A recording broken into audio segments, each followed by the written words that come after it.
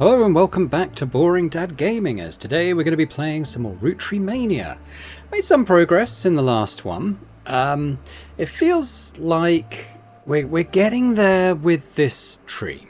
Now, I didn't really pick up on this before, but I think I did. It's the photos I wasn't sure about for this Brazilian couple, but I'm pretty sure because Edson is the only husband stroke partner in this entire tree who has a photo available, so I'm pretty sure that tracks.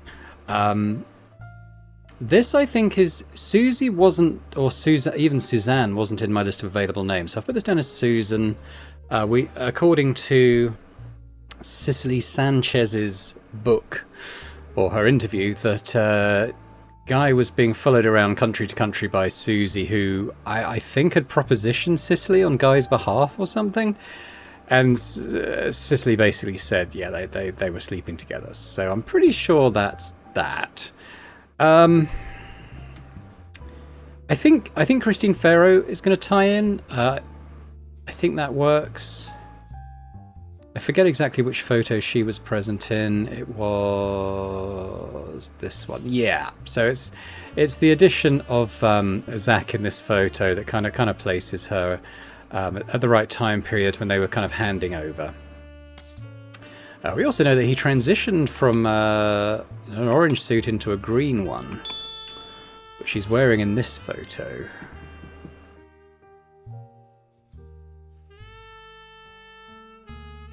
But I think, given that we know that Chris would have been, I think he would have been about 5 at around 1979, 1980. So I think that still works on the timings of that. I mean, I'm just wondering if maybe I've kind of drilled down as much as I can on this now. I'm pretty happy with the order. I mean, this lady I still don't know, but hopefully other avenues will kind of expand into that. What I might do today is kind of go down a little more into this tree, because I feel like we were getting somewhere with this. Mark is a bit of a minor celebrity for his various misdemeanors, so it might be possible to get something going a bit here. Now, we also have this kind of in China tree, which I thought initially may be to do with Guy, but the lady whose photo we actually got was born in 49, which, you know, Guy wasn't even born then, so it's unlikely to come from Mark Clementine. So it seems like this, and I'm not sure exactly how. We know there was an adoption. I'm not sure. There was also, there's something about the lady in Australia, Robin, who had surgery so that she couldn't have kids. I'm not quite sure how that ties in, but she was mentioned again in Cicely's interview, so it's something just to keep in the back of my mind for now. But let's go back into Mark Clementine. I'm just going to start off just by going back to the search I did for him. You can see so many searches I've done. Here he was, Mark Crocodile Clementine. The infamy list. From LA. So we got that he was a pilot. I mean, we actually have Mark's entry okay. Now, he does have children. We know he's got children. So I did look up this Billy Sims.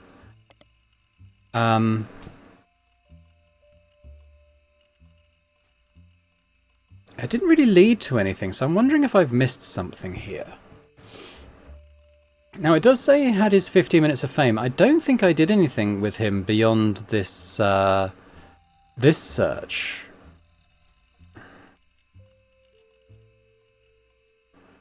So what if I put him into the periodicals, and we'll work down all of them just to see if anything comes loose here.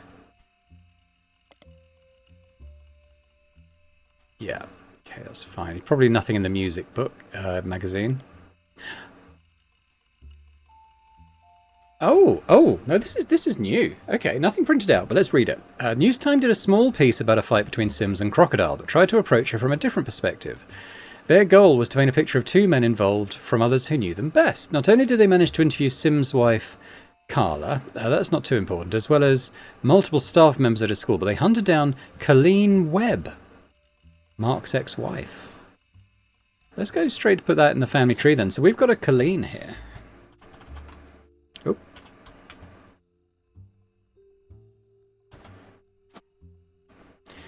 Okay, so that's an optional one, but I'm wondering if this leads into anything else. According to the section with Colleen, she and he met when he worked for an airline, which we knew. She worked at an airport newsstand. He was a drinker and would often have wild mood swings. When he was charged with assault of a fellow pilot in '75 and lost his job, they divorced, which stacks with this. At the time, she was pregnant with their second daughter, so I think he had an elder daughter as well, so he's got two daughters, and she felt she needed to get out before things got worse. She left him and moved to San Diego to live with her sister, and told her oldest that her dad had to fly planes for the army. She raised them both herself, and although she never went through the trouble of changing their names legally, they used the Webb name so that nobody would connect them to her ex-husband. So in terms of the family tree, legally they would have been Clementines, but they would have gone by Webb. So I guess we'll keep that in mind for now.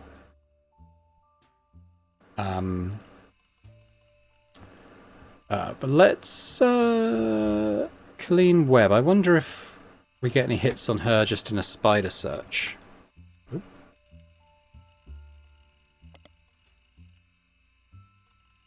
Webb spider search. Okay, does she... Oh, I got Billy again. Does she appear in it? Oh, I got Billy again. I'm trying to get Colleen. Copy. Paste. Right, does she appear in anything?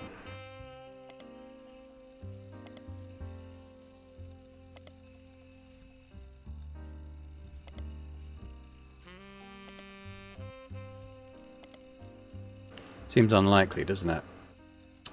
Okay, go back.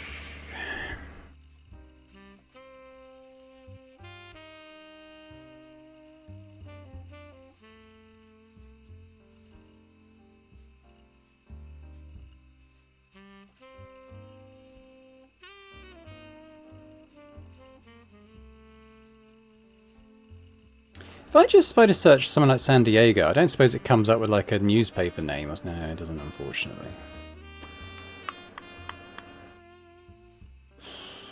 Okay. Well, we know they're both girls.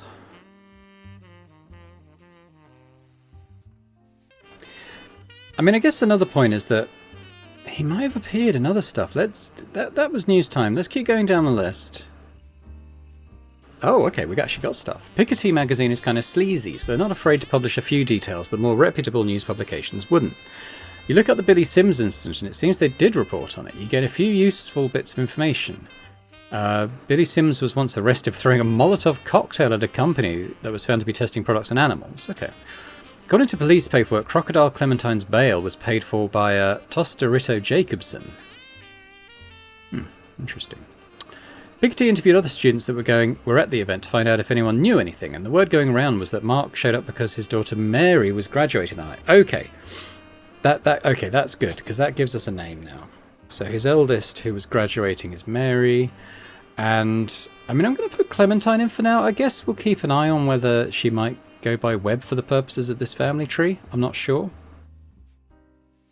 but that was useful. So who is this Tostarito Jacobson? Fuegos Fiesta, a regional Mexican fast food chain that held a competition in '93 that offered free meals for life for anyone who was legally changed their name to Tostarito.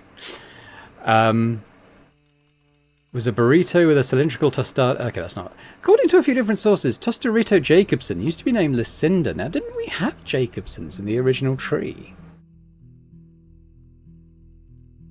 Or was she? Jacobson.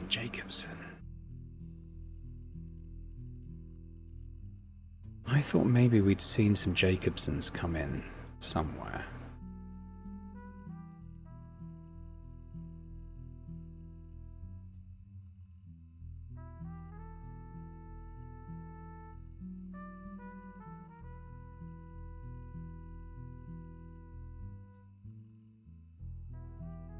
Ooh, Edith Jacobson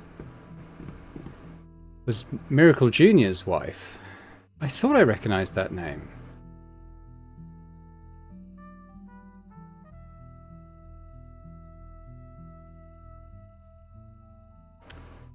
Now, she was the one who...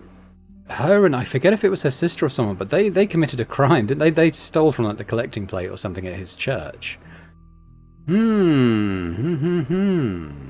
Okay.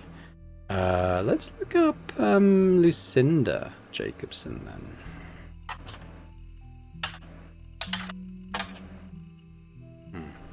Yeah, well, let's just copy that for now. Tell you what, let's search him in these other ones just in case they come up.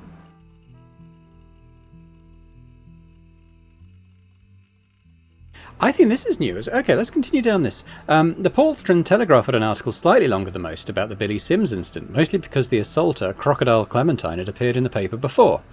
Because of the somewhat comedic sensationalism of the events in question, and because their readers were already familiar with Mark Clementine, they filed it under a special banner called Crocwatch. I might Google that at some point. It mentions that our good friend Clementine was actually in attendance at the high school graduation because his daughter was walking the stage. He was apparently not allowed to attend. His ex-wife had a restraining order, but did so anyway. It was unknown to the school staff, including Sims, at the time who he was, but a security guard recognised him, and that's when the trouble started. Clementine was approaching the side of the stage to try to avoid the guard when the exchange between him and Sims took place.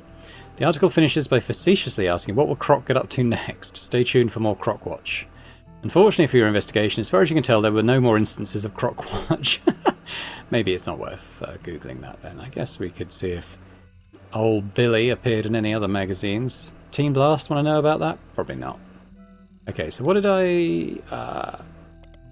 what was I about to look up?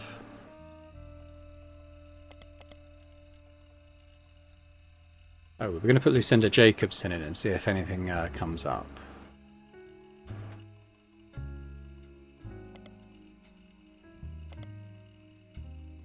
Here we go. Also mentions a Helen Root. This is old from last time, but it is Lucinda Jacobson, is Edith's sister, I think.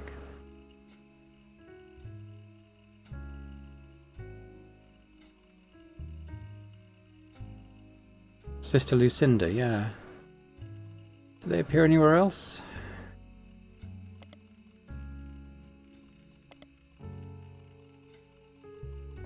What if we do periodical searches for the Tostarito?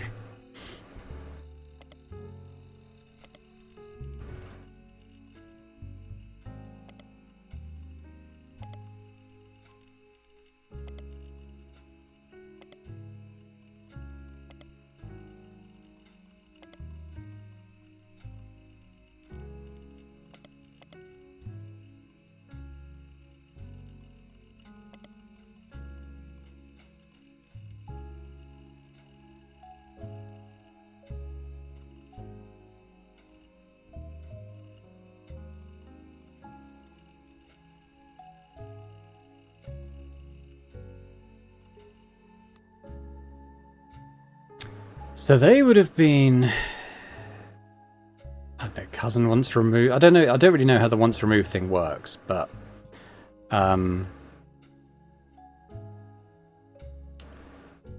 yeah, because they come down from Miracle. So Edith would have been his sister, and I don't know, because it comes from an affair. It's a bit difficult, but they you know, they have some kind of prior relationship then. Well, let's look for Mary Clementine. Let's try that little tree.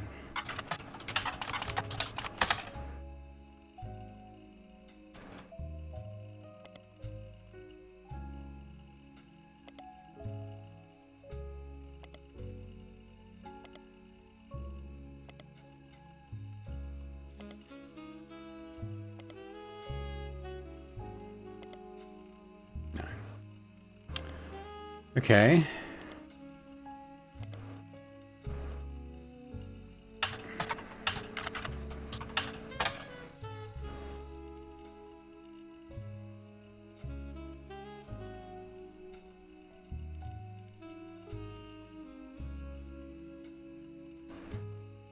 Nothing really there. Okay. Oh, the progress in this feels quite attritional sometimes. Like, you really work for every lead. I'm kind of ignoring this for the time being. I think that's going to be quite complicated.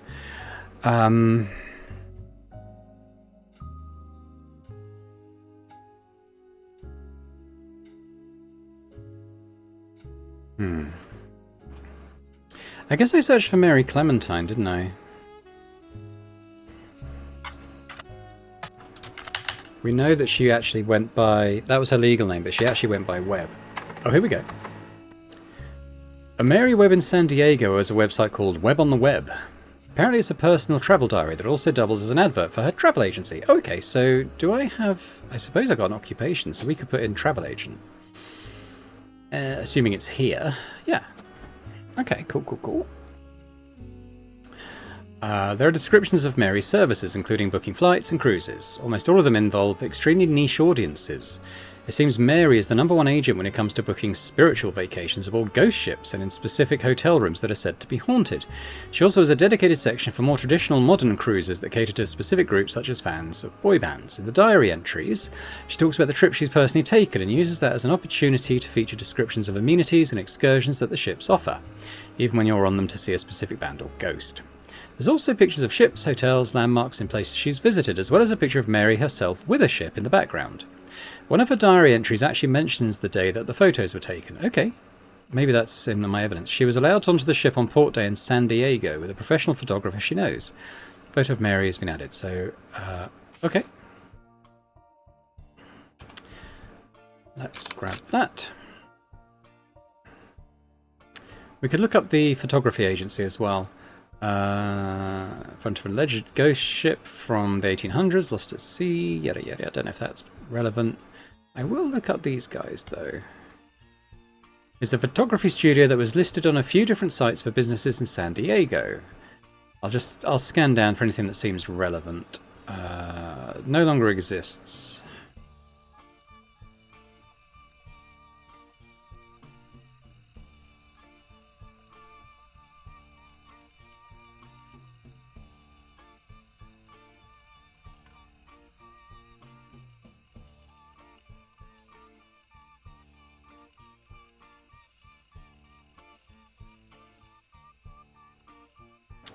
Okay, well I think the main thing here is that we've got another periodical. Now if I spider search them, we've added it. Great.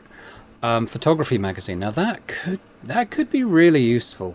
I'll probably do a search on telephoto for more or less everyone. But for now, let's add Mary. So I'm pretty happy with this. I think that's going to be okay. So 1, 2, 3. I think I've got 3 that are waiting to be agreed. So if I can get one more, that would mean that because there's a few things like playing around with Sonia's name over there, maybe going Mary Webb. So might be a few things that need tweaking, but by and large, I think that's okay. So let's do that periodicals thing then. So we could do Mary Webb in telephoto. Mary Clementine. Mark Clement. Ah. What am I doing? Guy Hudson.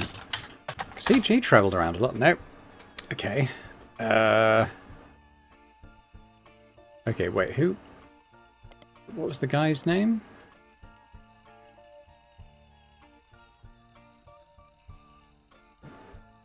Val. What's LBP?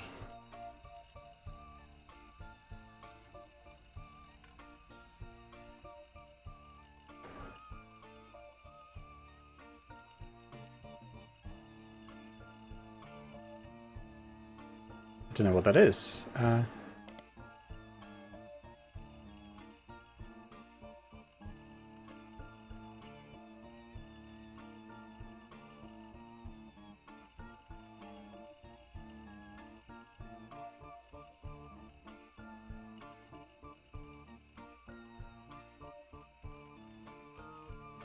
Okay, I don't think it's any of these. But some of these could be potentially interesting, like maybe the bridal photography. Is that something that he'd have done? Located in Ireland, okay. What about the Lincoln baby photography? Oh, hello. Mentions of Val, an award-winning photographer. Yes. Business in Beacon, New York, and on the side is a picture of a baby in a camera, captioned with Cam Lincoln reaching for his namesake. I guess he takes after his father, Val.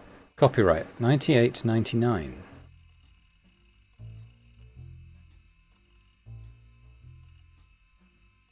Interesting.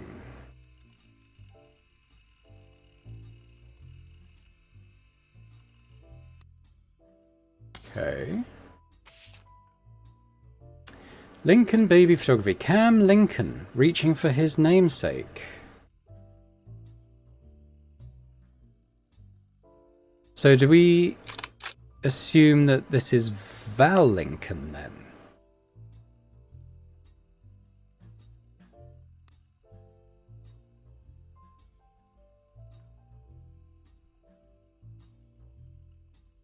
What if they were involved? And what if this is her baby? Where's the baby? So we think this could be Val Lincoln.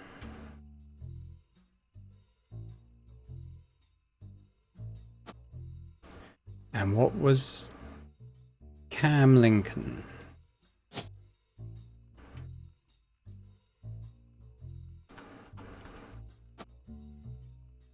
Who is a baby. Now, that is 4 that are in place now, so if these are right, we might be able to lock these in a bit better. So if I change this back to Sonia. No. Okay. What if we change her to Webb?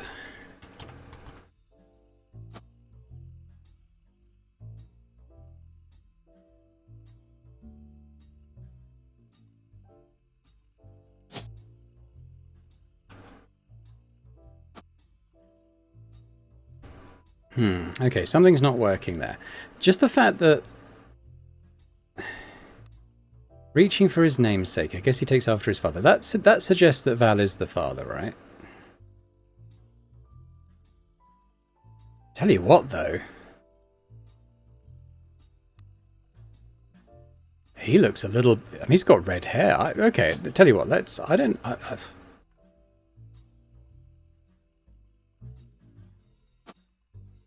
Let's take this out. I'll leave those there for now. What if... takes after his father? Could it be something on this tree?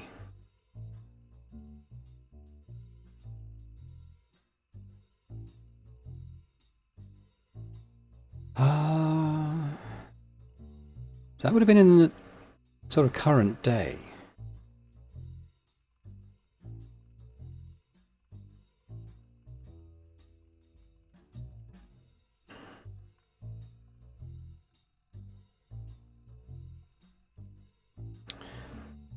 So what if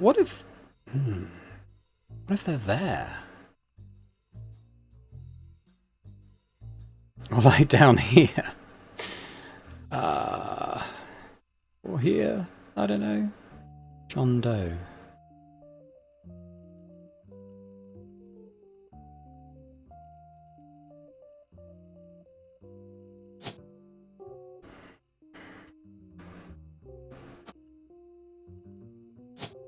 Let's stick with Sonia on this one.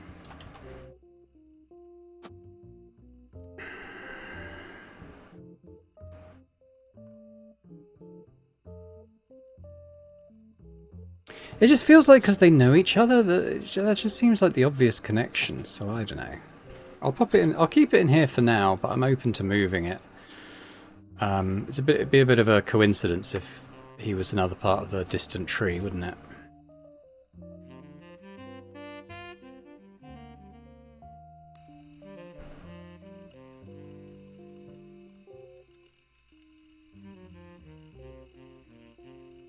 Yeah, what if we just look up Val Lincoln then?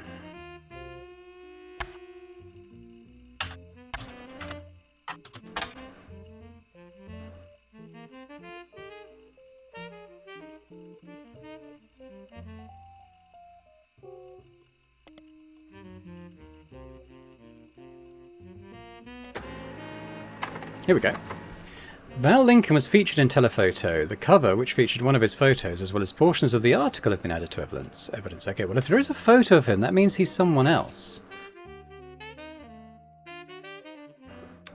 Clementine.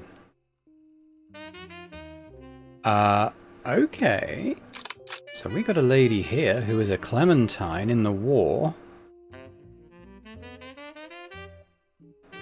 Don't think it's Mary. Is soldier.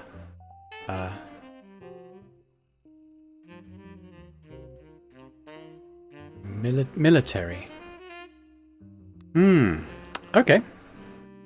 92 issue features on photos of Val Lincoln, a photographer who went overseas during Desert Storm. He won a CP award for photojournalism, specifically for the photo on the cover. Got to start in high school when he took a photography class because, in his own words, he couldn't decide what else to do and thought it would be the best career in the world to shoot for Playboy. But he quickly found he had a knack for it and began to skip lunch, free periods, yada yada yada.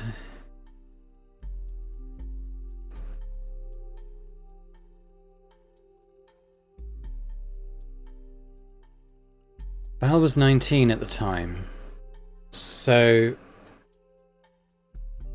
72, 73. He would have been born. The photo depicts Lisa Clementine, who lost an arm in Operation Desert Sabre. According to the article, women were not subject to direct combat, and Lisa was in a vehicle at the time. The vehicle had to pull over suddenly when the road ahead was partially destroyed, and she and a fellow soldier were severely injured by a landmine. Val says, I ran into Lisa just after her surgery and took this photo.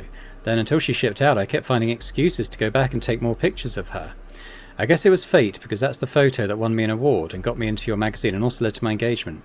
Right, I've got the daughters the wrong way round then.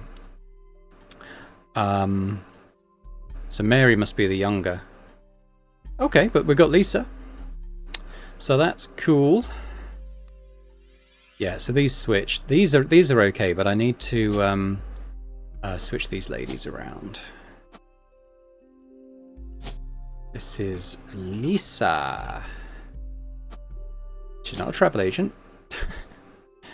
She is in the military. Okay, still not going. But we have Mary Clementine, who is a travel agent. How are we doing? Good. We got 4. I think I should have 5 that are going to lock in, so I'm interested which one doesn't.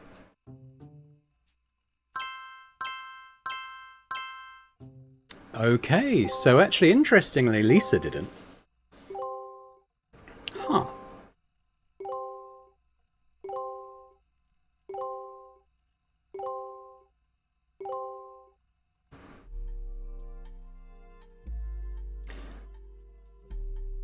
Well, it depends what her last job was, I suppose. Maybe she's not... I mean, she was probably released from the military after her wounds, I suppose. Maybe it's worth looking her up. So if we look at Lisa...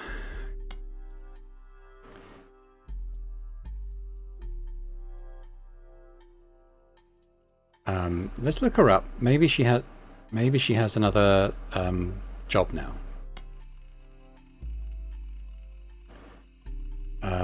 Could try Lisa Lincoln. Here we go. Lisa Lincoln is, according to a military website you find, an amputee, this is her, who lost a limb in Desert Storm. She runs a support group for fellow veterans in Beacon, New York.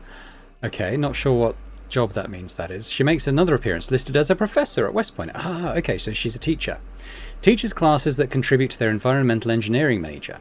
A short biography on the staff page mentions that she had a passion for the military from a very young age due to erroneously believing that a family member was an Air Force pilot. While she later learned that to be untrue, her passion remained and she joined ROTC in high school. From there she enlisted. After returning from Desert Storm, she earned a degree and relocated to West Point. Great, so she is a teacher.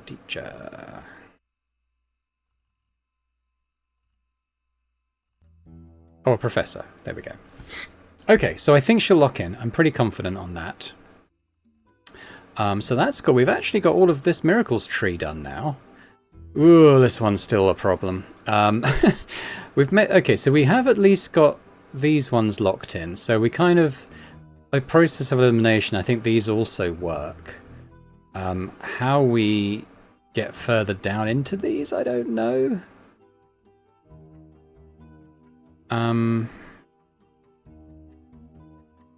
That was quite a cool one. Beth to best because of the lisp. Yeah, so there was... Okay, so there was... I don't think it can be coincidence that there was a Beth Knox who had a 50 years service with the company.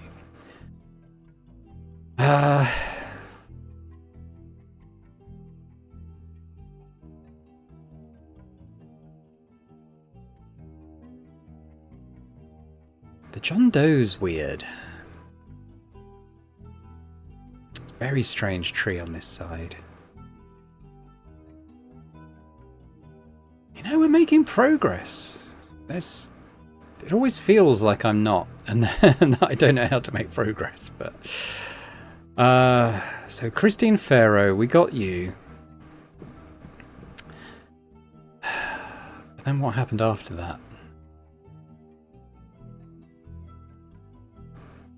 I feel like there's more to come from this this lawsuit between where are they? Yeah, this thing, the Kitchen Tales. Let's have another look at this. Okay.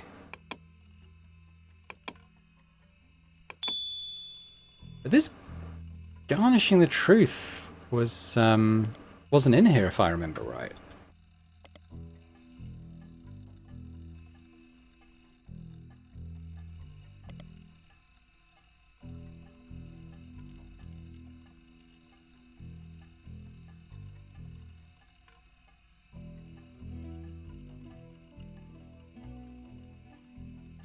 What if, because of the lawsuit, it had to release under Steve Garland's name?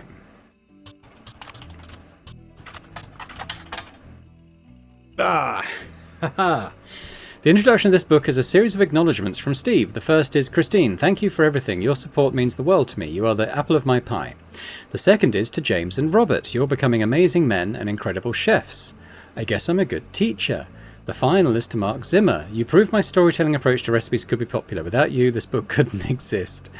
Okay, so we have James and Robert. Now, I think it's reasonable to assume that he would list them in age order. So I think we could maybe go with James here and Robert here. Let's keep going. There's also a foreword by Mark Zimmer. I first met Steve in '78 when he taught a cooking class. The next time I saw him was over a decade later when he was suing me for stealing his recipes. Yes, really. You might wonder what I'm doing in this introduction. Well, it turns out that Steve and I had more in common than we thought. Instead of settling in court, we settled it at McCarran's brew house over a game of darts. They said they'd give us the first drink of the night free for an entire year for mentioning them. Now, they might be in the local news. By the end of my game, he and I agreed we'd both rather make a ton of money together than spend a ton of money on lawyers. It's pretty rare to meet your best friend so late in life, but when I decided to retire, I moved to Boston just so we could hang out. So he's in Boston, okay.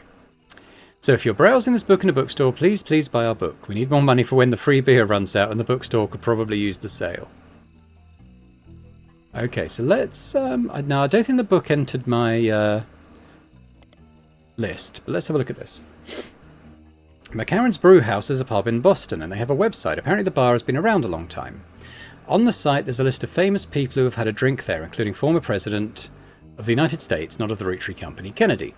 There's also a few listings of TV shows and books that have mentioned McCarran's, as well as how they came up. Now, that might mean they appear in periodicals.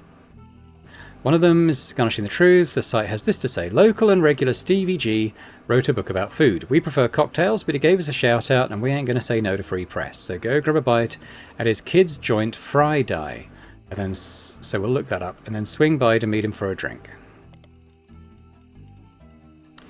So we need to put both his children as chefs. Friday is a fairly popular restaurant in Boston. They don't have a website, but many locals seem to mention them in various places.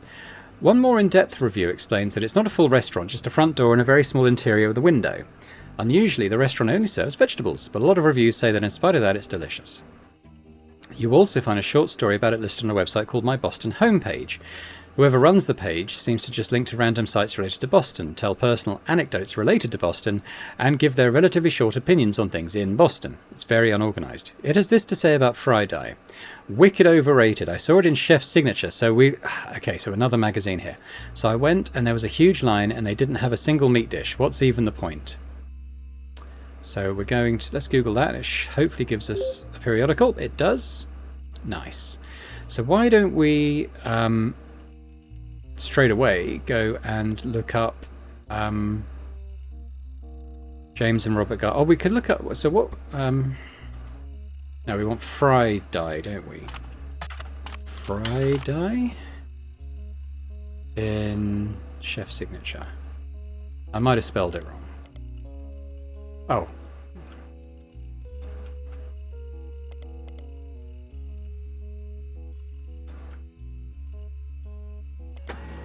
Here we go. Chef Signature was covered fry-dye less than a year ago, right around the time you were doing your initial investigation. Each article tends to focus on a restaurant, and like the magazine's name implies, each restaurant lists the one main dish that the head chef is known for. Fry-dye Signature is the samosa cone. The cover and main article have been added to evidence. Lovely stuff. Hey, there they are. So, can a vegetarian diet be trendy? Sitting down with the Garlands, the new boys in Boston. Add them. A nationally published magazine featured James and Robert Garland on the cover of November '98. According to the article, the two brothers own a small walk-up window in Boston called Fry-dye, a play on the tie-dyed shirts that the servers wear, that exclusively serves vegetarian dishes. Most of the offerings are heavily inspired by the powerful spices found in Thai and Indian food. Their signature is the samosa cone, which from a distance somewhat resembles a traditional ice cream, complete with waffle pattern. Instead, it contains fried potatoes, pureed peas, carrots, and a special ginger-based sauce. Robert, who is 3 years younger than James, so we guessed who was the older. In terms of which one they are, I would guess that is the older, but we could maybe, switch those around if it don't get a hit. Jokes, the age difference has left him delegated to wear the sous chef jacket his whole life. Oh, maybe that's the younger then. That looks more like, yeah. As a result, James answers most of the interviewers' questions. James credits his love for food and his culinary skills to their upbringing. I'm going to start putting stuff in. So we don't have any spouses or anything here, but we have two chefs. And I think this is the older, and I think this is the younger. So we got 1, 2, I'm pretty sure, of 3. So those are 3 I'm hoping lock in, but let's keep going. Most kids hate vegetables growing up, but they don't have parents like we did. My father was a chef, and my mother grew up on a farm that supplied his restaurant. That's how they met. I don't have any memories from the farm or anything like that, since we moved here before I could even talk, but they told me stories. My dad's a great storyteller. He even wrote a book that partially helped fund Fry-dye. When we moved, they were looking to open their own restaurant together. Unfortunately, they never got it off the ground. His line cook gig ended up being less temporary than he'd hoped, and she had to go back to work as a secretary even after Robert was born. Before we were old enough to go to school, we spent our days with my aunt. In the diner where he worked, my dad had no room for experimenting, so he'd exercise his skills at home on his days off. We'd always go shopping and cook as a family on those days, and even though we were hyper kids running around and causing a ruckus, those were some of our family's favourite memories since we were all together. Mum always had the eye for the best vegetables for him to work with, and she did her best to pass that on to us. According to the article, their parents, who are now retired, visit Fry-dye often. They even have a signature dessert, the Sistine apple. Apple pie has always been my mum's favourite, and my dad always had this stupid line he used to make her laugh involving apple pie. Most people realise it's a Sistine Chapel pun and assume that's all there is to it, but it's actually secretly named after them, sort of. Cool. Okay, well, it still says there's 2, but probably because they aren't locked in yet, but I think we can probably safely say that that is that little branch sorted out now. Okay.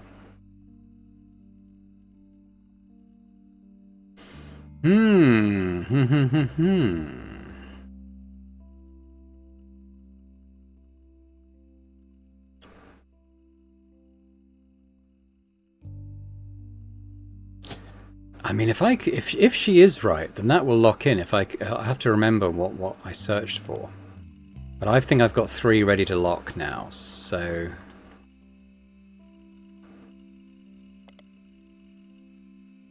So that is Lang Xinyu. Now, okay, so Lang is her last name. Okay, so that's important for this.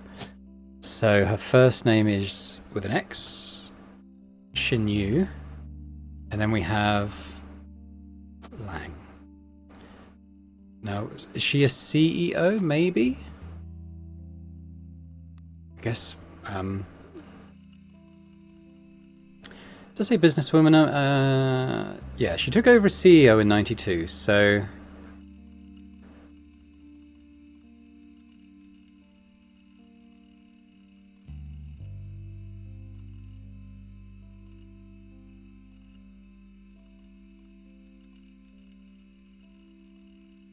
Okay, so 45, so that would have been born about 47, which I think we knew anyway.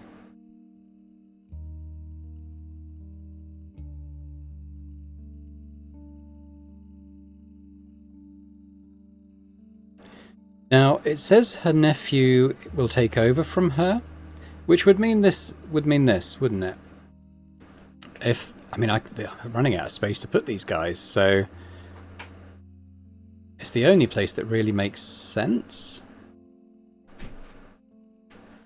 I'm kind of going down the adoption route. I mean...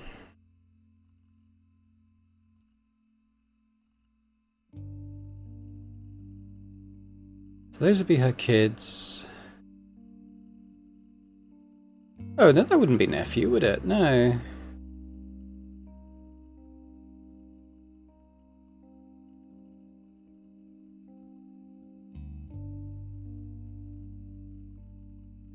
Maybe she's here.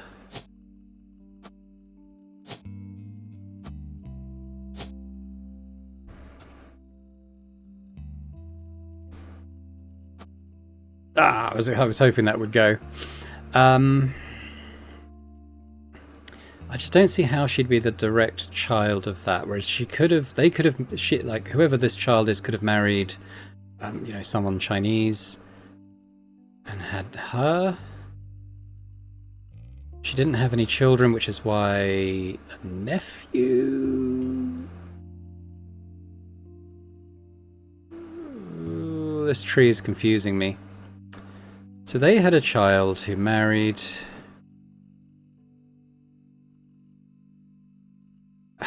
Who was adopted?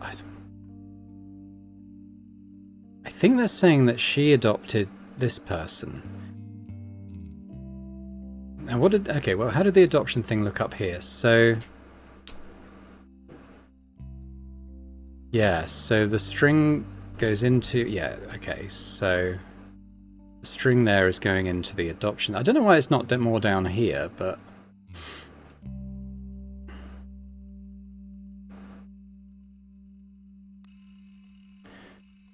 Okay, so I think there's gonna be stuff in here, isn't there?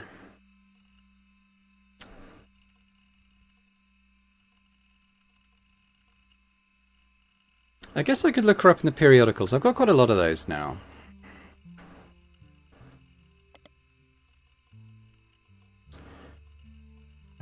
Lang Xiu was even featured in Business Watch. I think we have read this, but I'm just going to work down it again. I kind of discounted a lot because it felt quite separate to everything else. So she was born in 47, which we knew, the first of 2 children.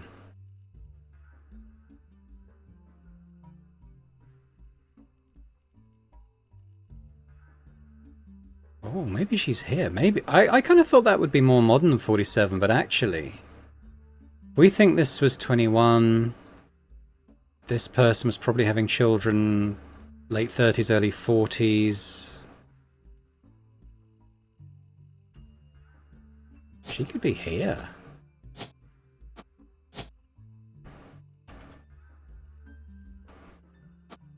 Ah!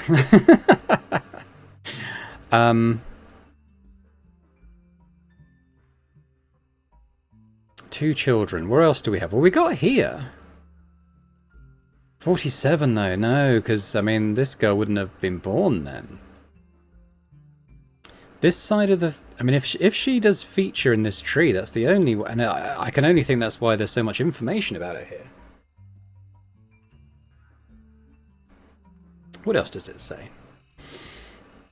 The first of 2 children. Her mother was already in her 30s when she had her and had trouble conceiving a second time until 3 years later. This was Xinyu's sister.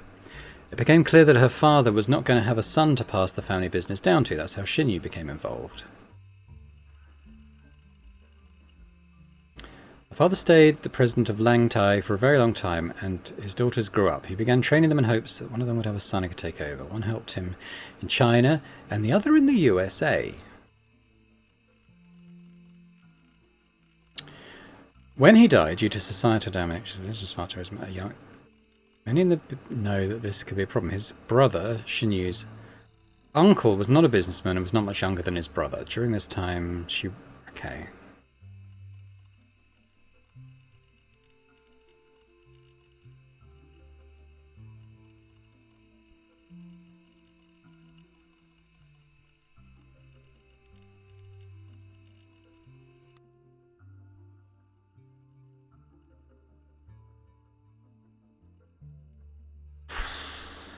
We need some... I need to know who Bess's child was, I think. I think that will open up a lot. The fact that one of them was in the USA...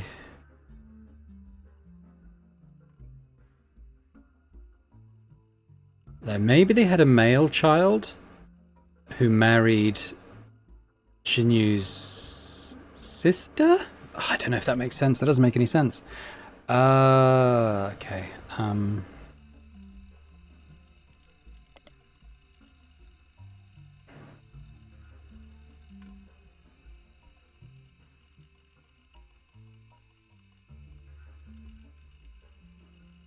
The page contains a very rudimentary leadership timeline.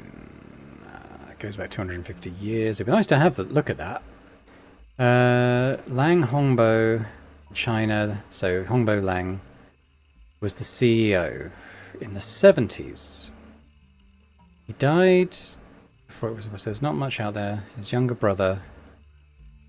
Yeah, so okay, so that... Yeah, so this was her father.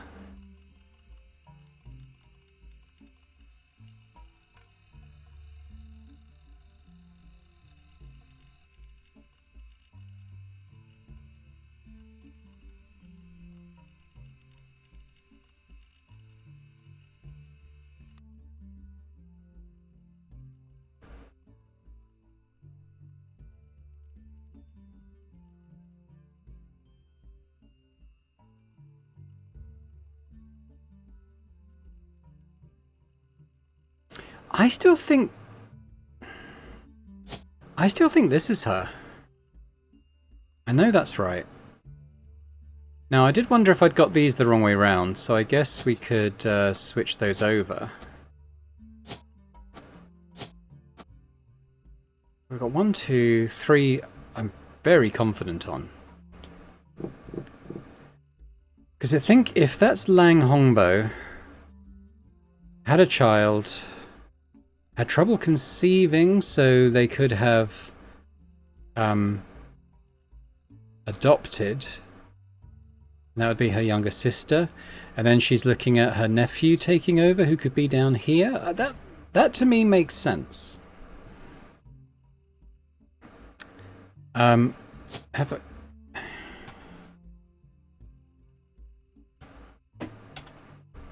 this doesn't...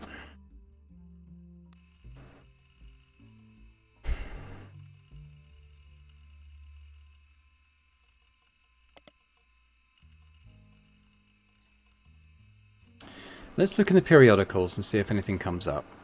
Actually, let's look for her in the other ones as well. Don't suppose she did anything locally.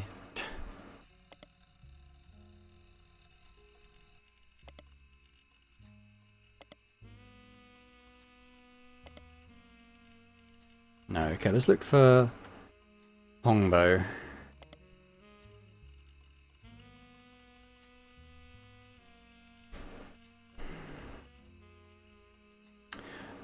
Ooh, okay, yep. Let's have a look. So, The article details a new at the time medical industry. In vitro fertilization was a brand new, barely a year old. After the first successful IVF birth in '78, it seemed the industry began to grow, and a featured article about different companies all over the world and the costs that they could charge for their services was in Business Watch.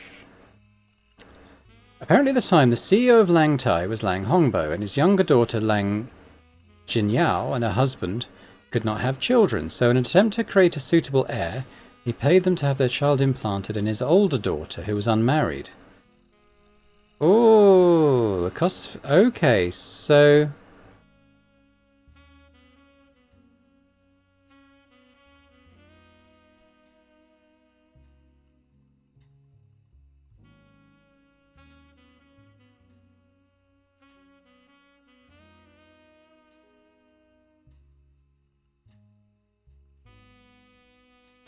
I think this is Lang Hongbo.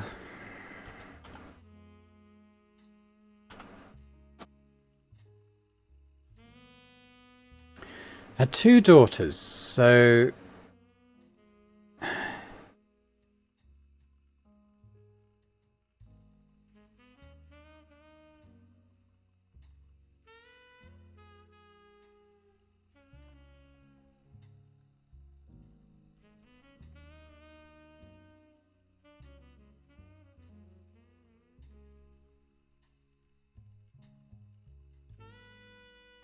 So he would have... this would have been the younger sister, but she had the baby that was adopted.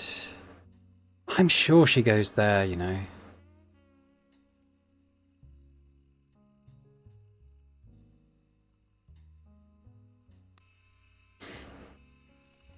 Lang Jinyao and her husband could not have children. So in an attempt to create a suitable heir, he paid key genies to have their child implanted in his older daughter who was unmarried.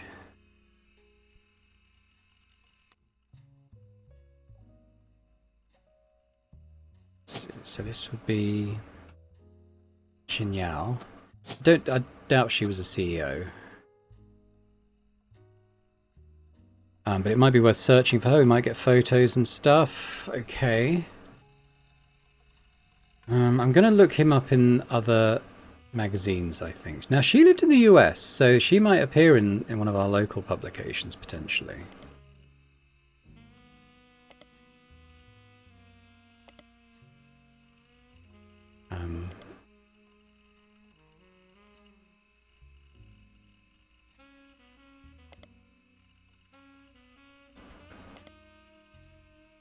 Okay, mentioned very briefly in an article about IVF.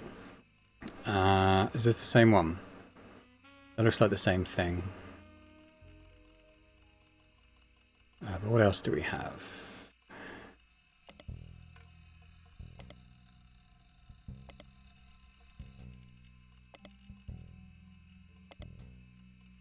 Damn, I was hoping maybe the local stuff might have come up. But we can still search for her. And spider search, maybe.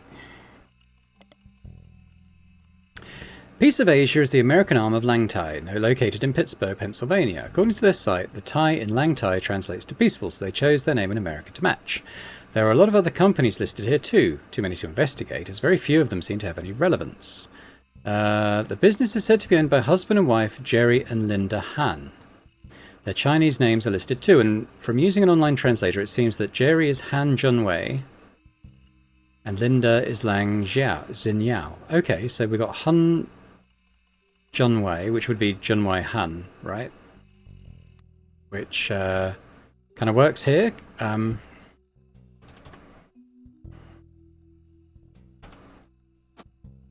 Okay. I don't know why this hasn't gone. Lisa Clementine. Unless she went by Lisa Webb?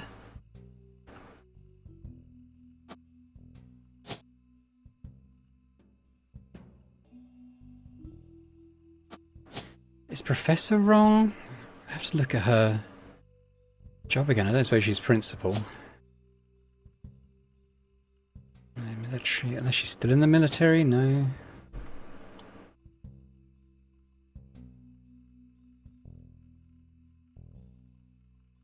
I'll have to have a look at her again. These, I'm sure this works. I'm sure this works. Unless she's no, she might be retired. Is retired in here? No. His last known job, isn't it? So that would still work. Okay, well let's keep going on this for now. So what about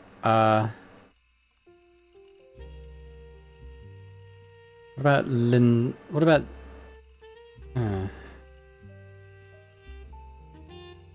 Jerry Han?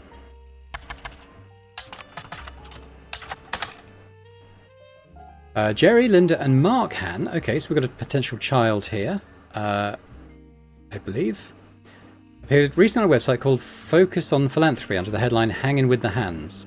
They're chosen because they donate significantly to causes that further Chinese American culture. Now this might give them some interesting history into their family tree. They were both born in China and fell in love during college. Linda's father, who would be Lang Hongbo, led a large company, which works. After it expanded to the US, Linda's father approved their marriage so long as Jerry took over the US portion of the business. Linda jokes the entire situation is like something out of an Alanis Morissette song with how ironic it all ended up. I was absolutely terrified to move to the States, but my big sister was desperately in love with the idea. She used to have this Butch Cassidy poster on her wall and was obsessed with Robert Redford. I wonder how that might come up. But somehow Jerry and I were the ones sent here, and now we couldn't possibly imagine going back. When we had Mark, we never even considered giving him a traditional name. Meanwhile, my sister stayed in China and has thrived there. She doesn't even like visiting the US anymore. Our kids are complete opposites, though. Mark couldn't wait to travel abroad as soon as he was old enough. He's actually in business school in China now. When was this? Maybe quite recent. Working with my sister. Yes, so Mark is the nephew who might become next CEO. Our niece who grew up there was the opposite. She couldn't wait to get there. Our niece who grew up there was the opposite. She couldn't wait to get here. She started calling herself Lucy Lang in high school and flew out here as soon as she graduated. The name change apparently drove my sister absolutely loco.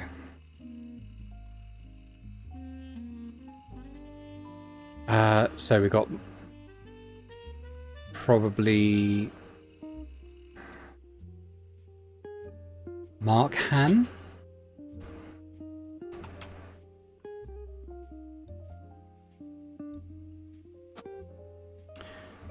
Who...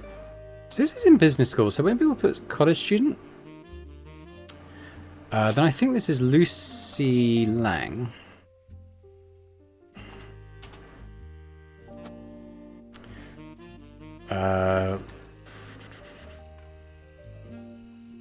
So she's graduated high school. Could be in college.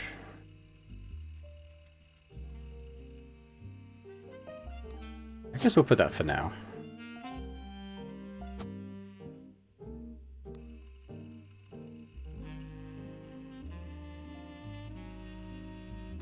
Just trying to see if this makes sense. So...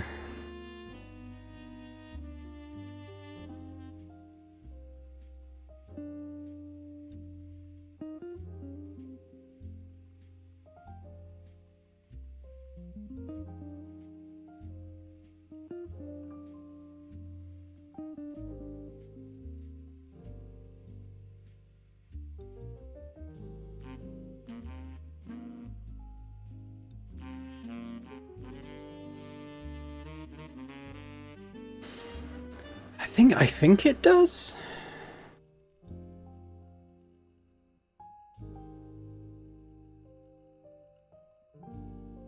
But that would imply they'd broken up.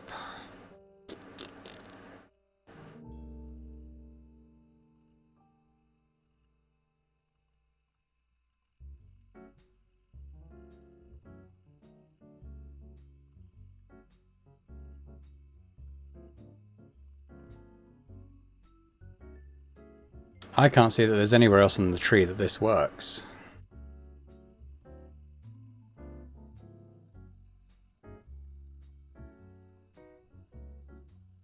I guess keep going for now. I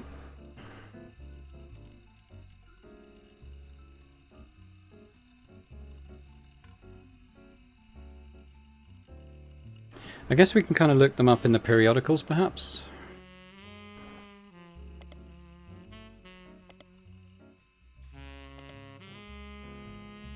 Okay, they actually have their headquarters in Butler County. Nothing seems important except for the first mention from 81. The newspaper chronicles that Jerry Han has travelled from China to open the company, which is connected to a much larger company overseas, has connections to Roottree. It's not a factory, it simply imports and distributes Lang Thai's products. It also mentions that Jerry is the son-in-law of the current leader of Lang Thai. Son-in-law of Lang Hongbo? That sounds like it works. As someone close to the family who has learned English in school, he naturally raised through the ranks as they expanded their reach into America. Although his wife Linda doesn't speak any English, she is currently taking classes and he is teaching her at home. He says she has always been a fast learner and he hopes that she'll be at least conversational by the time she gives birth. According to the article, this was not the first time they were in Butler. They visited in the late 70s with the rest of the leadership of Lang Thai when trying to court the Roottrees. It seems the first trip wasn't covered by the newspaper. Okay.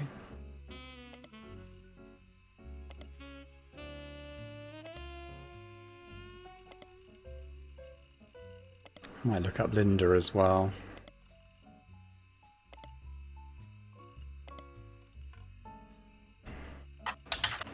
Just in case we get different hits.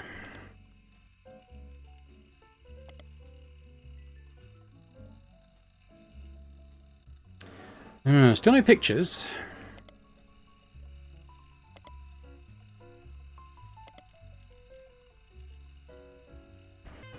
I just checked the time of the video and we're at an hour, so I think I'll probably leave it there. But it definitely feels like we're making progress. I mean, I can't say with 100% certainty that this is all right. I think it is. You know, we know that these guys had 2 children, so we got those 2 there. It's a bit of an assumption putting Lang Hongbo here, but I'm interested. Maybe there's... Yeah, I don't know. I need to find out somewhere more to do with Bess Williams' child, perhaps. That might be somewhere else. I mean, maybe I can get at it from the angle from Lang Hongbo and this company. There's probably more to search that I haven't found yet, but it's getting late in this episode, so I think we'll leave it there for now. We'll come back next time and pick that up. I'm still slightly concerned why 1, 2, 3, 4 haven't triggered. So some things... Oh, I've got her as military now. I'm pretty sure she's a professor. I might have another look at her entry and just see if... Because it talked a bit about what job she was doing. Maybe something else is the right one. But I'm very certain on these guys. This is still a bit of a mystery. This is still a bit of a mystery. But we're definitely getting towards... Getting onto this, I think. Now, yeah, because we got... So she's not had children, which is why she's sort of looking at her eldest nephew to succeed her. I think that seems like it's sensible to me. I haven't seen any suggestion that these 2... Maybe Han dies at some point. Because currently we're looking at the sort of the 1970s, so it's possible that she...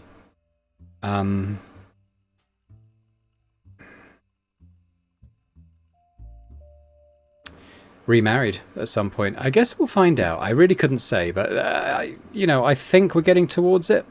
So anyway, we'll leave it there for now. But thanks very much for watching. I hope you've enjoyed this. If you have, if you could hit that like button, that'd be fantastic. Do leave a comment as well. Let me know what you think about our progress so far. And if you're watching this and not yet subscribed to the channel, if you could do that, that'd be fantastic. So thanks very much, and I hope to see you next time. Bye for now.